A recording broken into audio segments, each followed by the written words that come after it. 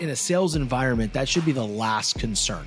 What should be a concern is the motherfucker sitting at home, never hitting their number and stealing money. You know what? Now that it's my own company, there is something to do at 9:50 p.m. at night.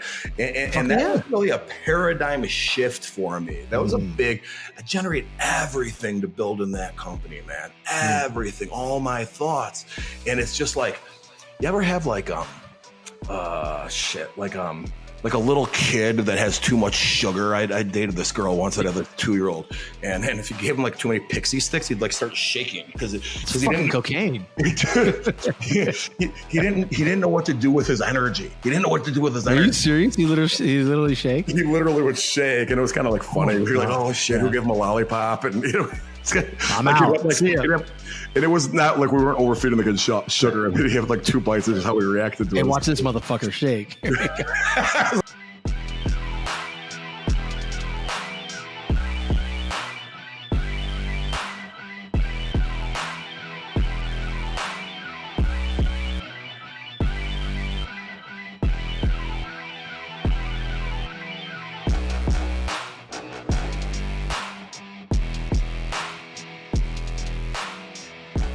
What is up, everybody? Sean French here with another podcast of the Determined Society. I have with me today one of my good buddies, John Cerasani.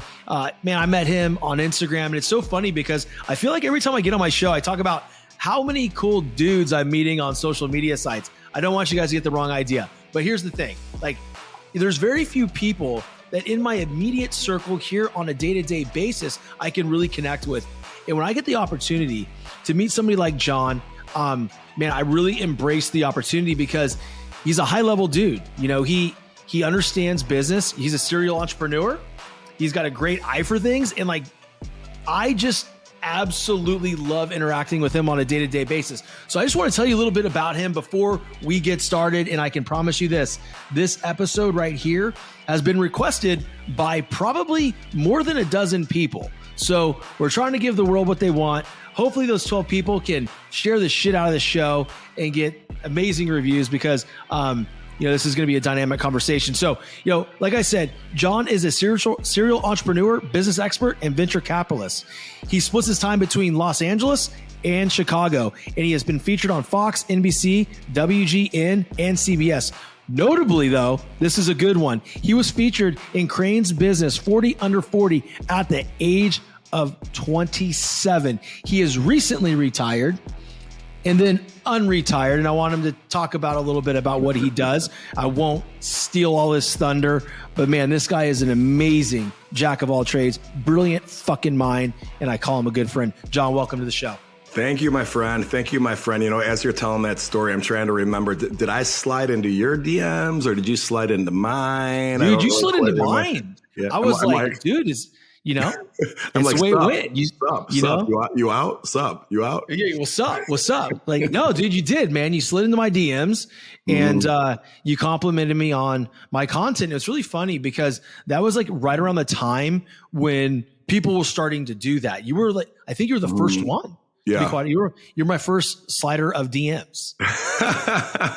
Well, I think a lot of us have started to learn, especially the people that are newer to the, to the influencer Instagram game, especially. Everyone else that's been doing it has seen it come and go, but getting comments on Instagram might be the equivalent of finding a needle in a haystack. It is very difficult to actually get people to comment. And other influencers, I think, understand that. And I don't know. I just try to shout out to people, hey, good shit right there, bro. Nah, bro, I definitely appreciate it because you're right. Especially now. It's like I feel like it's one of those things. I think I was talking to the other day. I'm like, fuck, man, am I shadow banned? What's going on? Like, this content is better. Yep. Like, why the fuck isn't it performing? Yeah. And, it just is what it is. And so I appreciated it. And, guys that are listening and girls, that we started communicating back and forth. And what I realized is like, we had way more in common than I actually realized. And we were we have that same edgy energy. We got a same sick sense of humor in so many ways. And if you watch his stuff and then you kind of take a peek at my stuff, you could see how we would be connected. But man, I'm just super happy we finally got this fucking done, dude. Yeah, man. I'm happy to be here, brother. Happy to be here, man. Dude. Funny story for everybody listening. John and I both have a very considerable following on Instagram, and he all of a sudden has blown up on TikTok. So this motherfucker asks me to do a live with him on TikTok. It was the most embarrassing thing I've ever gone through in my life. Like, honestly, like, dude, you motherfucker. Like, literally, we're sitting there. And by the way, like, I wish this was recorded or being able to be accessed somewhere in the interwebs, because he's literally sitting on this fucking TikTok live. Like, where's my guest? He's supposed to be here. I'm like, motherfucker. Like, I couldn't go live. Apparently on TikTok, it's like you have to have 1,000 followers on TikTok to go live, or even to be a guest on someone's live. So I'm sitting here and I'm watching this whole shitstorm, just surround him, and everybody's like, hey, try this, try that. And he couldn't keep up with the comments, but man, it was so funny. Like, I'm humble enough to say, like, I suck on TikTok. I got to figure that shit out. And I will. I've got some things. Don't you worry, ladies and gentlemen. I have some things in the works, and we're going to figure that thing out shortly. But it's just a little funny story about me and John, and man, it was fun to watch you squirm, dude. Yeah. Well, I ran out of shit to talk about because it got up to like 90 live viewers or some shit. And that's a lot for a TikTok live. And, I only had, I think, a 5,000 or so followers at the time, and 90 are sitting there watching. I'm like, dude, what the hell, bro? So I'd they start reading a book. Oh, here's how I started off as they were waiting for my friend Sean to come in. Anyway. Yeah, it's. I guess it's better, guys, that he said, I don't know where he's at, than to say, like, well, the fucking loser doesn't have 1,000 followers, so he can't join us. Well, dude, honestly, I did figure it out at one point that was the issue, and I didn't want to freaking say it out loud on the damn thing. So, but you said it on the podcast. It's all good. I'm sitting there in the comment section, like, bro, take this to fucking Instagram where I'm relevant. Like this, but whatever. But no, dude, like, again, this has been something that you and I have been tossing around for quite some time. Right, man. About coming on the show, and we never really made it happen until, I finally called you out the other day. I'm like, hey, bro, like, are we going to fucking do this? Or are we going to do this? And so when you said, like, hey, let's do this, I cleared out, I got to be honest, I cleared out my schedule because I wanted to make sure that you and I could get on here and have this amazing conversation. And one of the things I was thinking about is, like, where in his fucking castle is he going to be?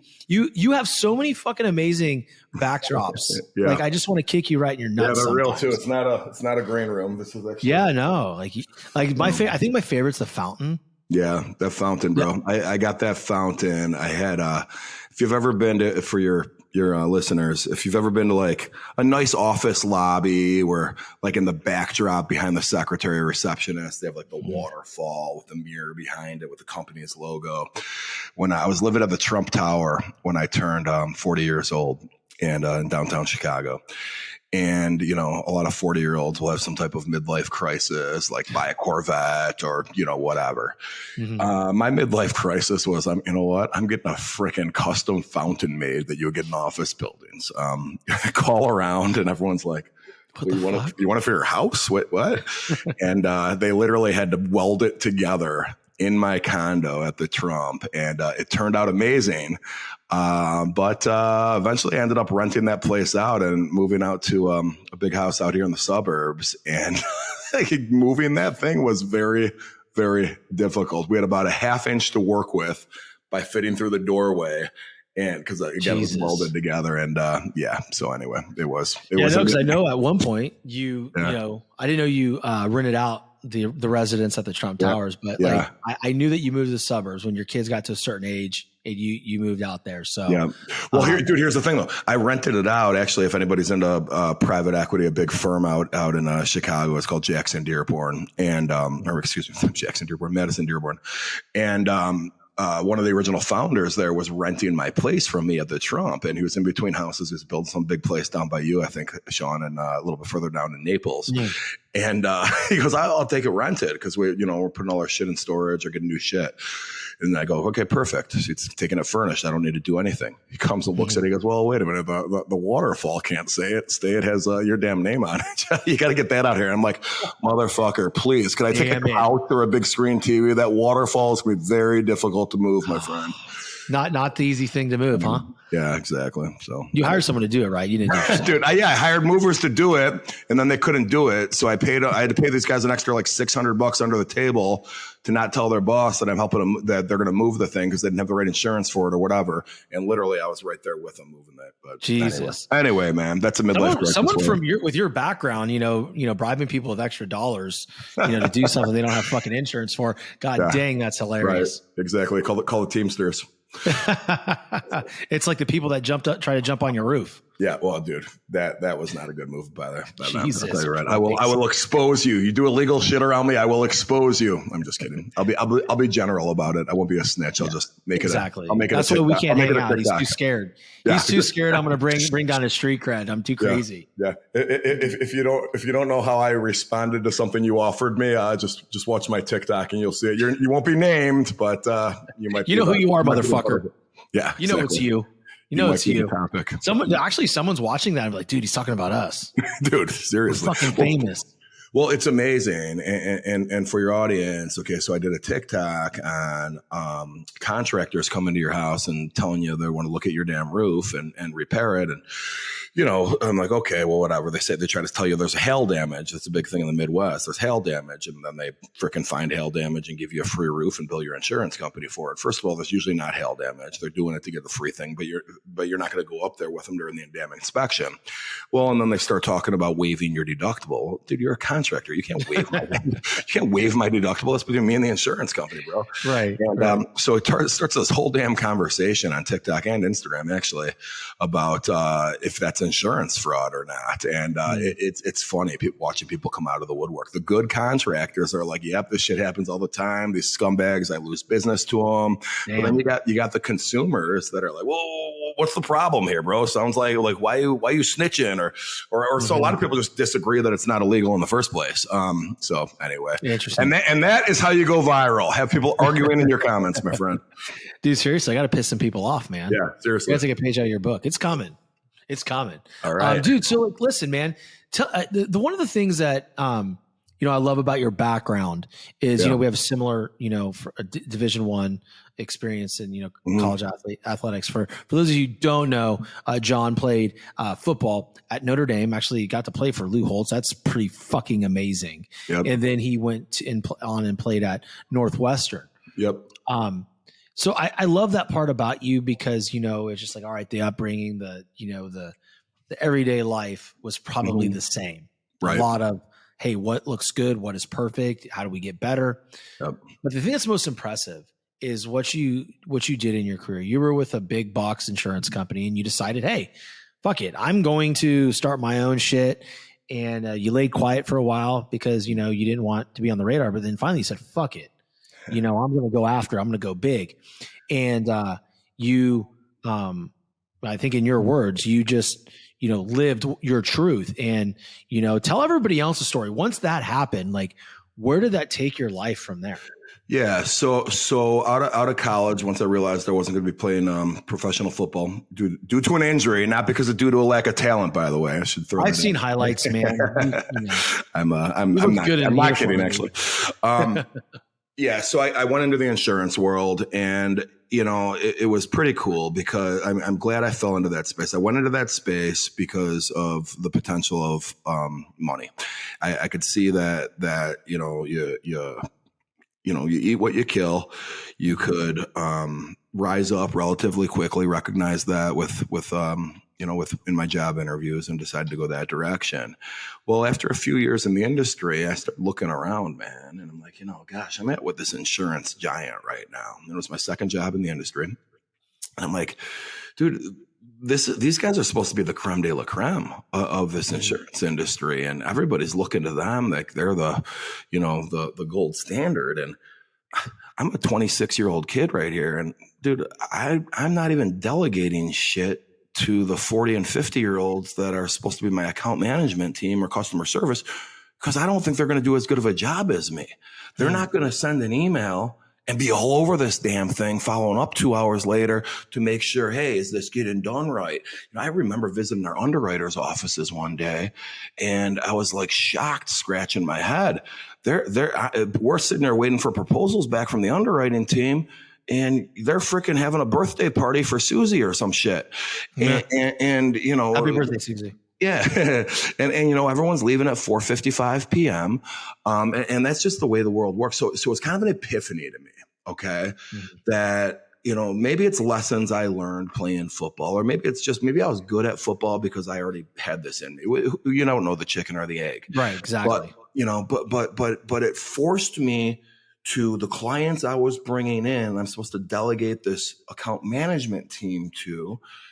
No, man, I didn't want to. The hardest part was getting the client. The easiest part was keeping them. So I've already demonstrated I could bring in the clients, and I'm not even trusting the people that are supposed to keep them. So I'm doing that myself too, for the most part. It don't matter that company I worked at had 20,000 employees. 19,999 of them weren't doing shit on the damn account. So guess what? Why don't I just go do this shit from my freaking kitchen table, go after the same damn types of business? Usually when people do this, it's because they couldn't make it at a firm like that. And they're going to try to go downstream and start calling smaller types of clients, maybe like the beauty salons or the restaurants with like 12 employees. Fuck that noise, bro. I'm going to go after the 200, 300, 400, 500 plus clients, just like my former employer was, just like all the big boys were, the ones that are worth 90 grand a year residual that you'll never freaking lose if you do your job. Well, what's your job? Responding to motherfucking emails thoroughly and timely? You fucking asshole. They fucking emailed you at 3 p.m. Friday and you didn't even reply at all till 2 p.m. Monday to tell them you need a day or two. What's wrong with you, brother? Dude, it's almost 6 figures, one client, man. Respond to the email. Thank you. And what I learned was it wasn't necessarily just the people. It's the environment that corporate America was what I call bringing you up in or raising you in. Okay. Corporate America, that client's worth 90 grand, but Jennifer, the account manager, or Mary, the client service rep, or Jeff, the account executive, they weren't making 90 grand on that account. They had a $3 million block of business, and each of them were probably averaging $80,000 or $90,000 salary. Yeah, but I'm the big shot producer. I'm making 140. Big, it's a lot of money back then. It still is now. Don't get me wrong, but wait a minute. What if I bring in $1 million block on my own and do this shit from my house? How's that math going to work? Well, it'll never happen. They're never going to come with you, John. Well, why wouldn't they come with me? No, you need this big time name on your business card. They're not even going to take the meeting. Let's find out, brother. Let's find out. So it was a grind that first year, but you get a couple clients under your belt. You demonstrate that you're able to follow up properly. You are going to do things thoroughly. And that's what I would tell clients. Hey, guys, I could go get a job at the big dogs that you're with right now. I already had one. Okay. But the environment of me working there is going to make me spread myself thin. You're going to get the same exact service with my attention. And here's why, because I'm making all this money on your account, not the corporation that has nothing to do with your actual service. And it worked out for me. It sure the hell did, man. What was the result long term? Yeah. So I already know the answer, but Yeah. So I built this company up, and I just wanted to replace my income the first couple of years that I was making. Blew through that, and then I was up into the 7 digits by the third year, and it just kept going up from there. Ultimately, 9.5 years later, sold my company to a private equity firm, which is a whole nother conversation, by the way. It's not just the additional money you're making along the way. It's the equity you're building. I have something to sell at the end of this damn thing too. Of course. Yeah. And if, in private equity, entering the insurance space, really kind of made me and others in similar situations offers that were difficult to refuse because, as you probably could realize, they have a lot of money to throw around. They sure as hell do, man. Yeah. What they want is what they want, right? And they see value, and they see what, where they can make money. And, your company was one of those things. So it's a great story, right? And I love hearing it. And I think that, what you get better at every single day and every single week is the ability to tell your story a little bit better. Yeah. Right? Hey, thanks, man. We had a conversation like last week. I'm like, fuck, man, you can tell a story, bro. Thank you. Thank you. Well, that's why it's kind of funny that we, you were giving me a hard time about how long it took to get on this podcast together. It's kind of better that we're doing it now instead of 6 months ago. I feel like I could focus on the points that people actually give a shit about. Yeah, no, absolutely, man. Like, it would have been a great show then. I mean, hell, if we waited another year, it'd be a fucking phenomenal show. Exactly. It's still great now. I mean, this is, like I said, I wasn't bullshitting. Like, people have been asking for this collaboration for ever since you and I have been connected and we've been engaging on each other's platforms. It's just like, I feel like my people go follow you and your people come to my page and follow me. And it's just like, I've made some great friends that are, from your platform and from your page. So it's just really, really nice, man. And, I really love that, what's really cool about you. And this is something that you have like this, you have this, athlete's mentality. To where, quite honestly, guys, like, John didn't have to work another fucking day in his life. I mean, it's a fact. Right. It is what it is, right? It's not private information. You can just tell by, the shit that you see on, and the shit, things that he talks about. Like, that's the case. But so what does he do? Like, he retires after he sells his company, for loads of money. But then now you unretire. And you started Glencrest, Global. Global. Yeah. I was getting tongue tied. I was like, not a fucking, not a cell phone service. I think it's commendable, man. So what's your experience been with that so far? Yeah. So what happened was once I sold my company, talk about a shitty 5 years, bro. And I probably shouldn't say that because the company that bought mine, I do owe a lot to. Well, I mean, somebody else would have bought me if they didn't, I guess. But part of our deal was that I had to work there for 5 years, and it wasn't shitty because of the company that bought mine. It was going full circle. You realize the pitfalls of corporate America. Now you get bought, you sell out to corporate America, even though it was backed by private equity, it was still corporate America. And now you have to work in this environment where for 5 years. And now it's Susie's fucking birthday again. Oh my God, dude.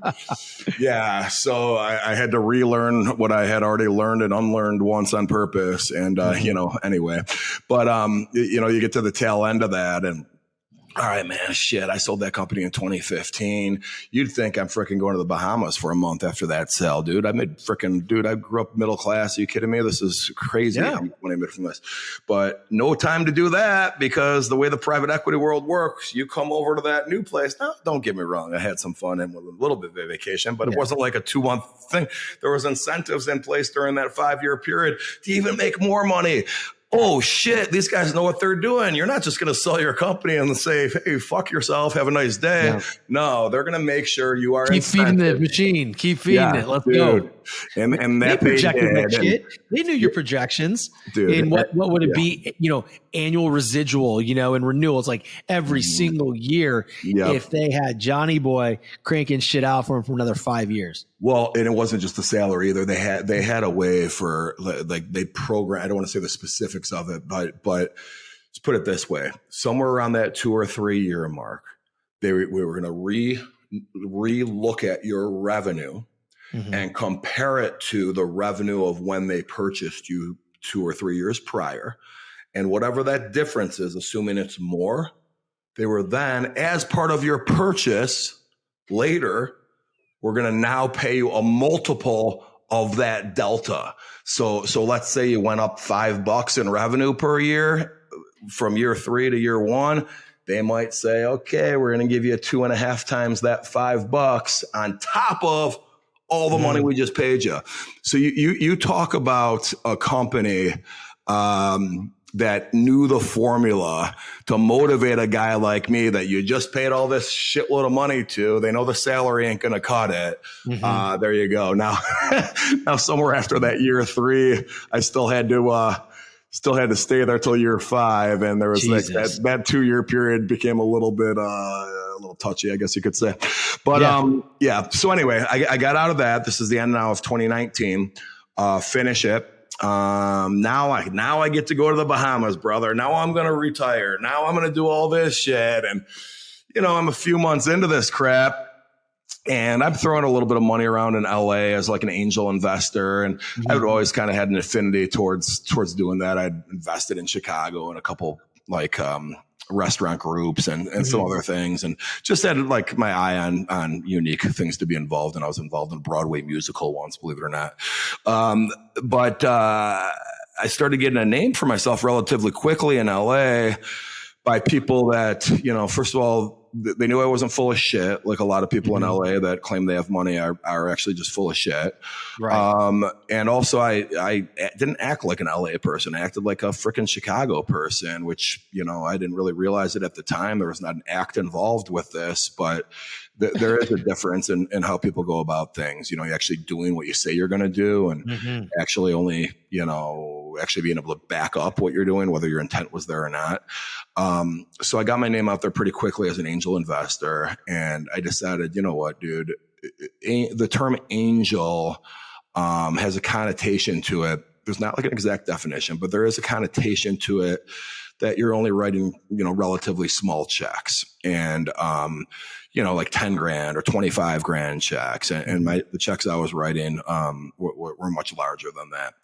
So what I decided to do was say, you know what, by saying I'm retired and shit, I kind of sound like an asshole anyways. Everyone's, oh, how old are you? And then that becomes the whole conversation. Sure. Fun for a minute, but let's move on from that. I actually met Zac Efron once, and we were in a group. We were all out together, and I told him, he asked me what I did, and I said retired. And then that's all we talked about for the next hour. Like, it dominates the conversation. Right, so, sure. How much other shit I would have liked to talk to Zac Efron about than, why I'm retired. But anyway, exactly. So I've decided to say, you know what, let's I guess rebrand what I'm already doing and really formalize the approach. And with that, I started an LLC called Glencrest Global, which is the equivalent of, say, like a family office, where it's not a fund where we're bringing in other outsiders' money. It's my own capital. And we evaluate usually early stage startup opportunities where I have a 16-person team of advisors that help out. And I try to get into stuff that not only could I infuse capital, but help them with my experience. There's a lot of entrepreneurs out there that, haven't run a business. They're first-time entrepreneurs. There's going to be things within my network, or just my actual business expertise that I could help them with. So that's really the focus. Now, I'm also in some other cool shit beyond that. I try to just get in stuff that insurance was lucrative for me, bro, but it wasn't like the most exciting dinner conversation.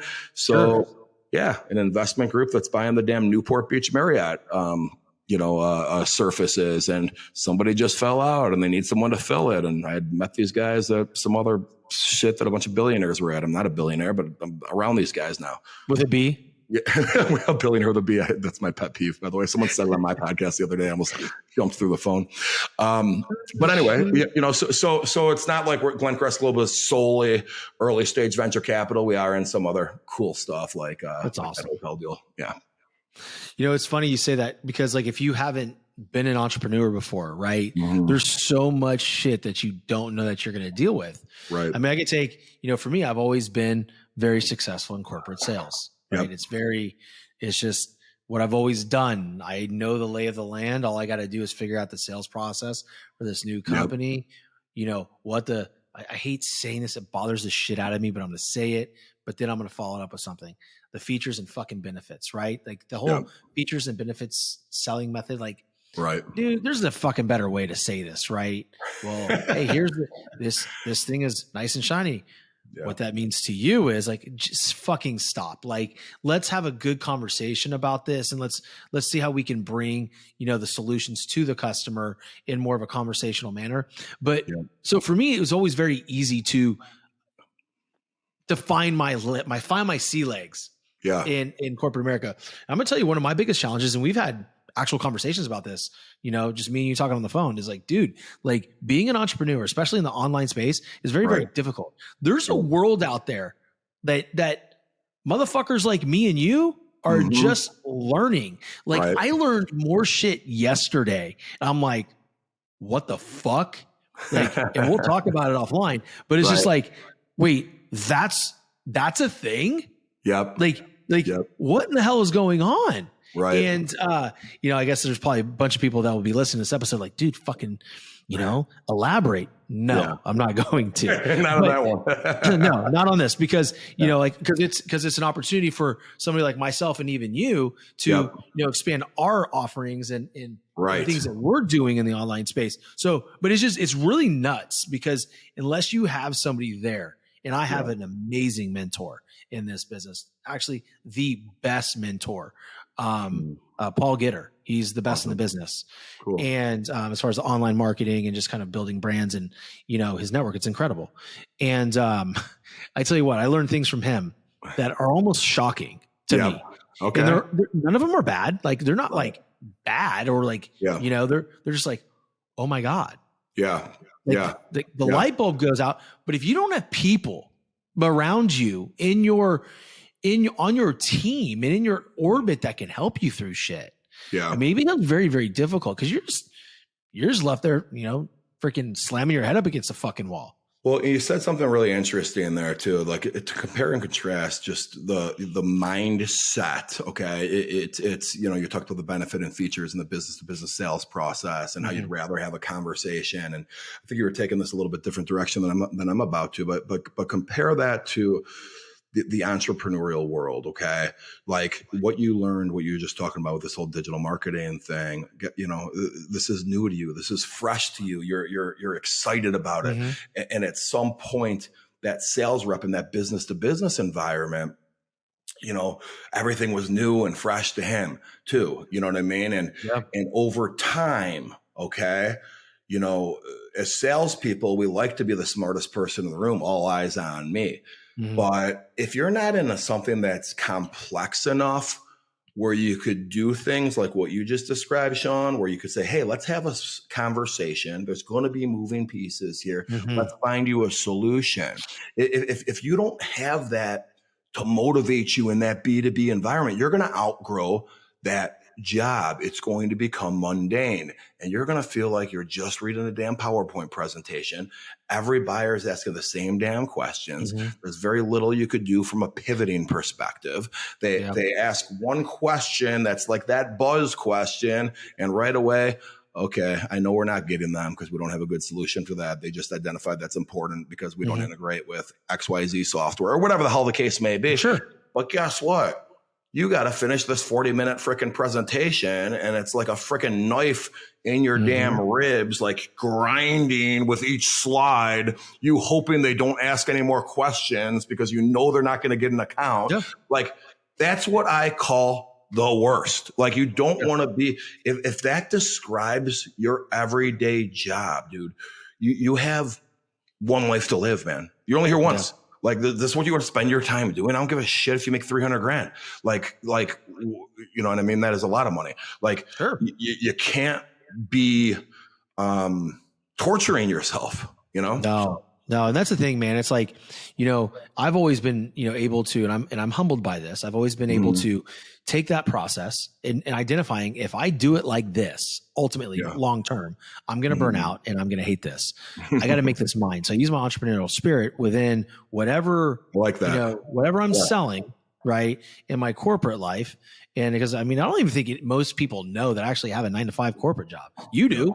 But not many people do. And, I think I need to talk about that more, because you can do it all. You can have, separate successful things, right? As long as you know how to budget your fucking time. Right. So what I've learned is to be able to switch the narrative a little bit in my day-to-day environment. So I handle conversations how I want to handle them. Now, do I talk about all the different points? Absolutely. But it's done in my way. To a point of, we're going off on a tangent, but when you're talking about, it's nice to have, 16 advisors around you to help you. And then also to help your potential, clients or customers, whoever you guys are dealing with, to walk them through the process. You might have somebody, trying to sell something for the very first time. Right. I like, that's exactly right. And, you just talked about something there where you have your corporate job, and then you could still have that entrepreneurial spirit and do something else beyond that, which obviously you're a great example of. I just think about in corporate America, and I'm not talking about you at this point, Sean, just in general though, how you get, almost like haters. I remember a job that I had before I went on my own, and somebody kept overhearing me on the phone dealing with some rental property. I was like 24 years old. I had like 6 rental properties. It was before the damn freaking recession, and everyone was buying rental properties. And just the hate that was, bred from that is just incredible. And people are like using it against you. And I remember one of my managers owned a horse that Arlington Park Racetrack is near where we live. It's owned by Churchill Downs, and the horse racing there, and he owned part of a horse. And he would always make the damn comparison, like, it's not going to make me money. It's not an investment. It's for fun. Like a lot of people golf. I like to go watch my horse race and blah, blah, blah. Your hobby is golfing or going to the country club. I like to go do it horse racing. Okay.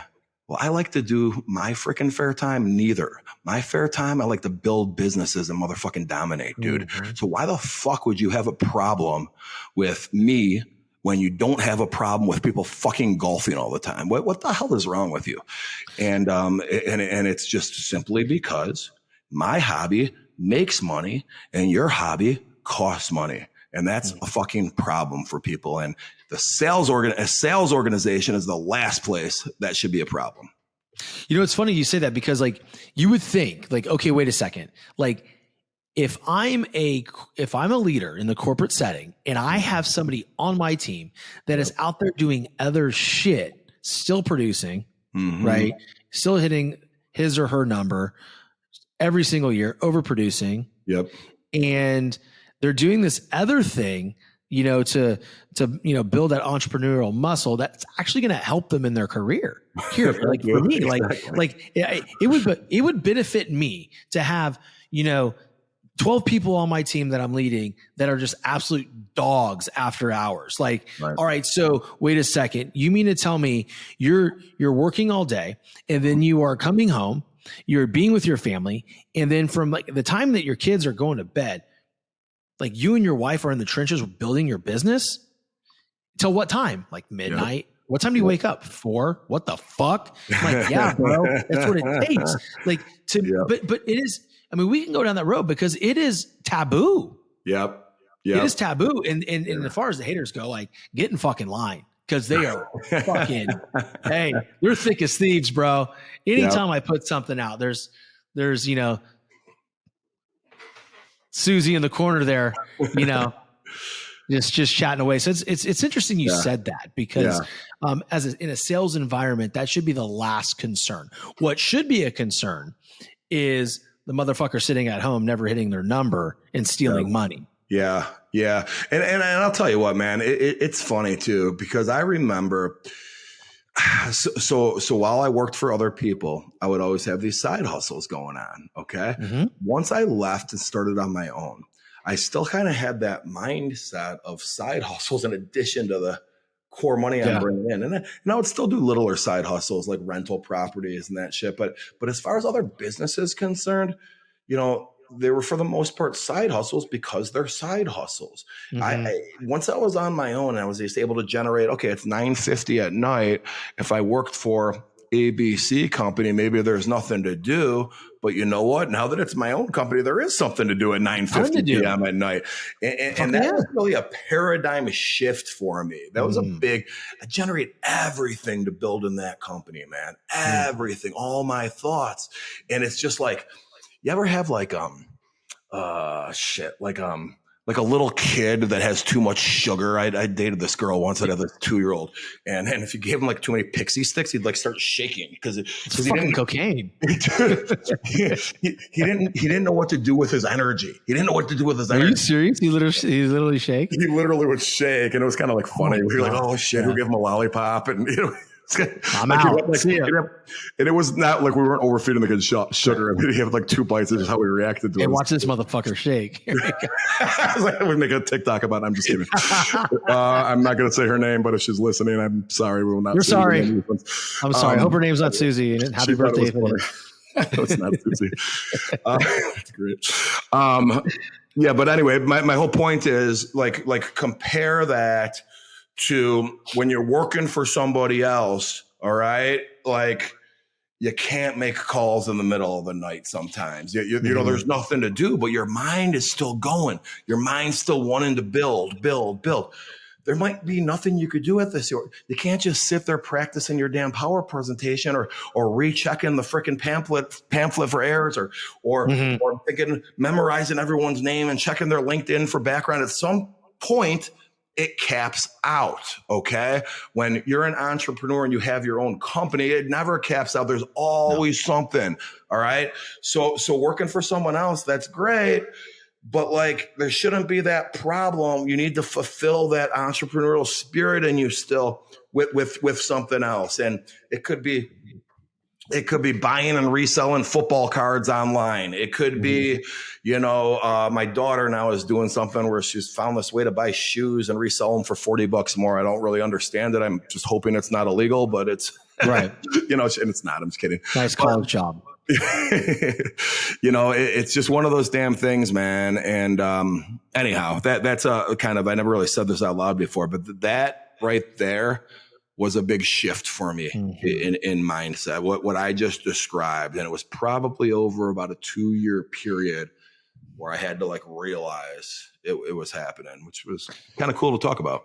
It's really cool because like I can relate, right? So although I'm doing 2 different things right now, I'm doing my business at night, and then when it's time to shut down, kids are go to bed, I do a little bit of work, and I do everything that I need to with me and my wife. We'll do whatever we need to do. Yep. Right. She's my business partner and she handles all the back end stuff, the things that I suck at.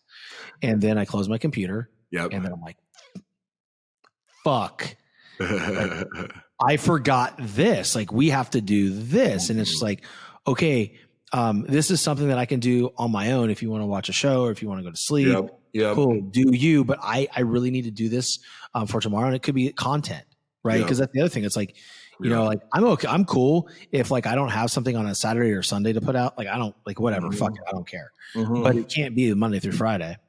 Like I have to put something out. Typically Monday through Saturday. Like I need something out there. So if I don't have anything, or if I'm kind of running out of shit, or if I feel like, hey, this isn't going to perform, I need to do something different. Which right now is like the fucking Da Vinci Code. You can't figure out what's going to perform and what's not. But that's the thing. It's just like your mind never shuts off. I'm the fucking kid with the pixie sticks. It's a thing, man. But like, listen, dude, I'm gonna tell you what, man. So if probably some of your audience and that's in sales or the entrepreneurial mindset is anyone that ever has trouble sleeping, because everything you're just describing right now is like anxiety, where I would wake up something when I'm in the thick of things. I can't sleep. So my recommendation, if anyone else has this problem where they're going to bed at 10 o'clock and waking up at 2 a.m. wide awake and jumping right on your computer, that's not healthy to do. You got to sleep. Unisom, UNISOM. It's over the counter. It is. I've heard about that. I bought my wife some of that. You wake up. Sometimes. Dude, you're not groggy when you wake up. It's so anyway. No, it's good. Like this thing, like it is one of those things where you just, sometimes your mind doesn't shut off. And it's crazy for me because like, no matter what's going on in my life, I could be going through the worst part of my life. Like it could be fucking raining fire. And when I go to sleep, I sleep all the way through the night. Yep. Unless I get up and go to the bathroom, but I don't have the wake up at 2 o'clock anymore. I used to have that when I was at my HR company sales position, because it was very transactional. It was like all the time, like, oh my God, do I got docs on this? I'm supposed to run in 2 days. So I wake up and like fucking payroll's supposed to run. I don't have the shit. If they don't run a payroll this week, then it's going to next month. I can't tell my boss that. So I got to get it to run. Right. So like all that kind of shit, right. Would bother me, but fuck all that. So listen, you have a new book coming out called The 2000% Raise. Yeah. Yes, sir. Fucking tell these people about that, man. 2000% raise, 2000% spelled out raise.com. If anybody wants to get on our mailing list. It is also the name of the podcast that's starting in a couple of weeks as well. And it's really for entrepreneurs. It's talking about, sitting around waiting for your boss in corporate America to give you that raise. And hopefully it's at least a cost of living. Hopefully it's more than cost of living. Although with inflation right now, maybe a cost of living increase would be on the higher end. But screw that. Give yourself a 2000% raise by putting yourself on top of the org chart.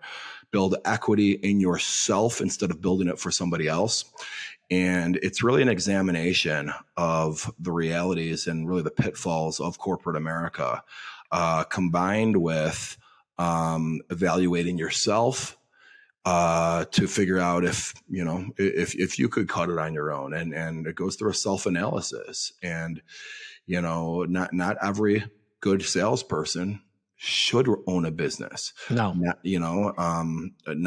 every employee that's on the fast track should stay in corporate America. I use myself as a guide. I was 27 years old.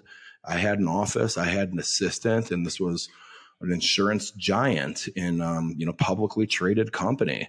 I was on that fast track, man, for sure. I was going to be in management, mid-tier management in the next few years, and probably upper management if it kept going the right track. And this is a very well-known company that's based in Chicago that people look to. And, I almost gave my parents both heart attacks when I sat there and told them I'm quitting that job. Wait, you're leaving there? Are you kidding me? Sharon's husband has worked there for years, and he's friggin', look at how much money they have and all this stuff. And it's it was a difficult decision, but I had an epiphany, Sean, that I don't think a lot of people have. And I saw a path, that is just not visible to many. So I talk about what I call the macro brainwash and the micro brainwash in the book. And the macro brainwash is society. It's our conditioning in society, to think that it's kind of like in the 1950s. Home ownership's the right way. Okay, well, have kids or get married and have kids. Do it in that order, things of that nature. And, here we are in 2022. And if somebody came out and said that, what I just said, many would consider it offensive. You got shows like Modern Family on TV that, quite frankly, are high in viewership because people relate to that. Okay. So there's been a paradigm shift over the last 70 years in mindset. There's been an evolution. Okay. There has not been the same kind of evolution on how we view work life. All right. Start your career, climb up that corporate ladder. That is good. Entrepreneurship and risk is bad. Okay. And that's what I call the macro brainwash.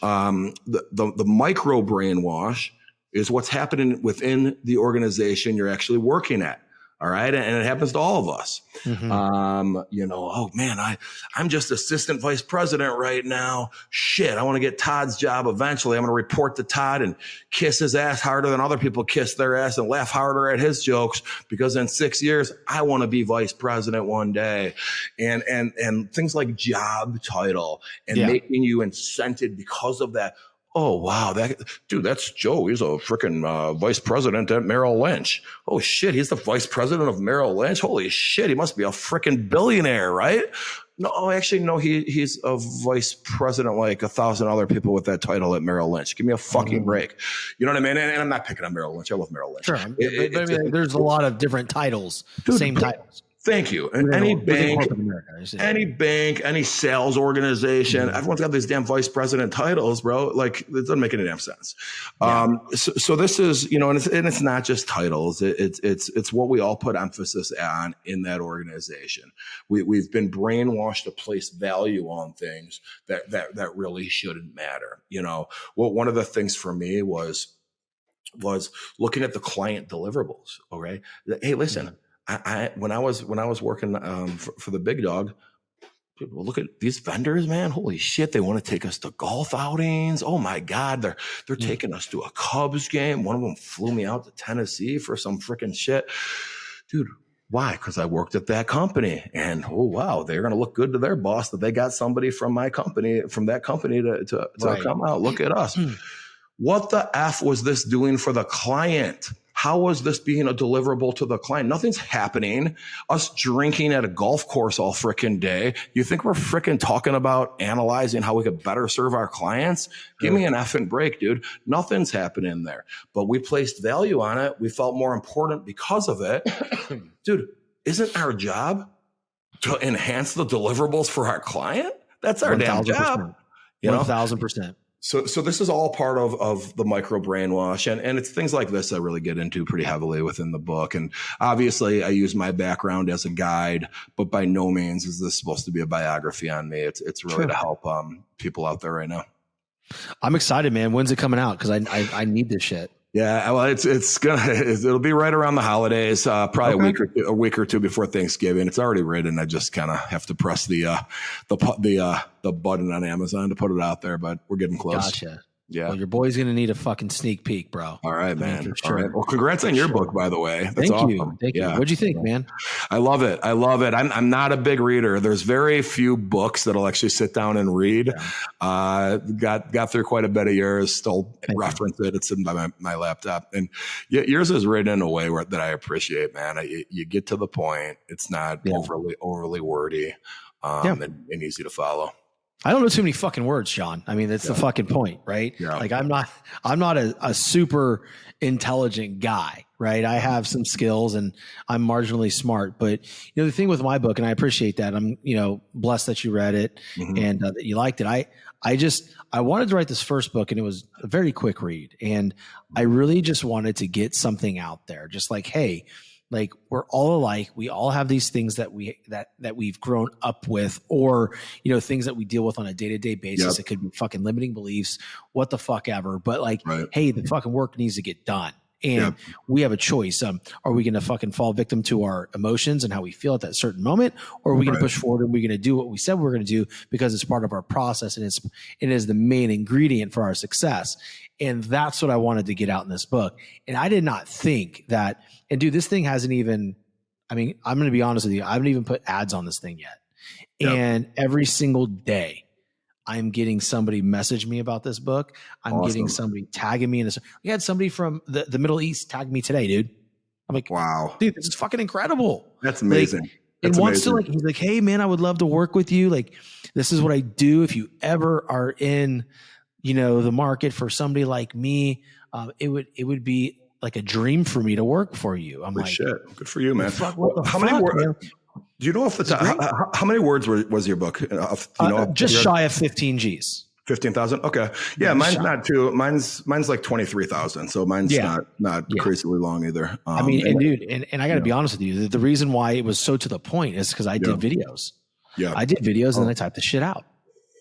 Oh, really? Okay. I mean, for me, it worked like that because I can sit there and I can get on camera, I can get on video and just go to town. Yeah. Right? It's easier for me to get started. Right. Yeah. And so once that happens, I'm just like, at that point, I'm a court reporter. Right. I love it. I'm gone. So, the next one is going to be, I have some checkpoints and I've got an idea already about it.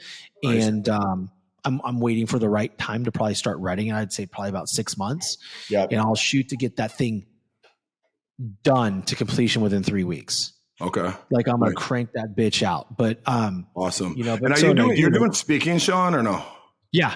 I actually have a conference not this weekend, but next weekend for a big network marketing fitness company. Okay. And they have a leader retreat in Destin, Florida. And I've been invited up there to, and my family, they got this big old mansion on the beach house.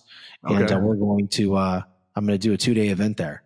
Awesome. So I'm pretty excited. Awesome. Yeah. And then, man. So we're stacking up the speech, engagements and all that stuff. So I'm excited, man. What about yourself? Are you doing any speaking?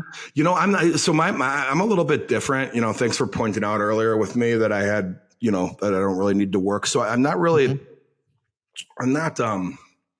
I guess not really monetizing things as much or looking down that pipeline as much as people that, other influencers, I guess, in social media. But I feel like speaking is such a big thing to take on. I would love to do it from an ego standpoint, but gosh, you got to put so much time and effort into, number one, getting the gigs, but number two, making sure you deliver on that damn thing. As you know, you're going to prepare the hell for that thing. And I just don't have any kind of follow up for the people at my events where, if I was doing business coaching or anything really, then it would make a lot more sense for me. It would be engaging. But, I guess if something came, the National Boy Scouts of America asked me to do something for their Eagle Scouts, which was a bunch of 19-year-olds. Yeah, make sure they're fucking adults because like you know who they're asking. Yeah, well, I tell you, come on. I'm gonna tell you what though. I did it, and I spent a good week really preparing for it. It was a big deal. It was their their jamboree thing or whatever, and it felt great. It felt great to do the damn thing, but at the same time, there's no takeaway for me. I just don't know how much time I could put into that stuff. Well, I'm actually like I haven't said this to anybody, so I guess I'm going to say it on the air. I am creating my own speaking conference, like my own speaking events. Oh, really? So, Okay. Yes. Awesome. And I've got some people lined up already. So the cool thing is I'm going to make you speak at one of them. So sorry. I'll do that, man. I'll do that. We'll fly you down here and you'll have a little vacation in Naples, Florida. You'll there's worse things in life. Dude, you'll get people to go. Yeah. Venue matters for that shit. To get people to show up to that stuff, venue matters. So I think you get like the fact that you're in Florida already is helpful. Yeah, I think there's a lot of places in Florida that I could do it at too, and then I would even travel if it made sense. Like we could do that. But man, listen, dude, we got to land the plane, and I absolutely cannot wait for your book to come out. I can't wait to read it. I am already subscribed. I believe you'll have to confirm on your website. I believe I did it, but I told you I'm not very smart. So if it didn't go through, you guys shoot me a text and let me know. But listen, guys, if you got anything out of this episode today, which I would venture to say that you did, I'm fairly positive you learned something from my boy John, and just that his story inspired you that you can do and be more in your life, that you just have to make a fucking decision and just double down on yourself. And it can happen at any point in your life, but you got to bet on you first. And then the next thing you got to do is you got to take action, because too many people have these great ideas and they don't take action. And let me ask you a question. What's the cost of inaction, right? So if you got anything out of the show, like I said, please share the show out, share it to your stories, tag us on social media. I'll have his information in the show notes. Tag us both. We'll both add it back to our socials, and we want to hear from you. I mean, like straight up, like I want to know what you got out of this episode. So with that being said, John, my homie, thanks again. Yeah, man. And it was a great pleasure, long overdue, and I'm super jacked that we got to do it. But guys, until next time, take care and be safe. Awesome.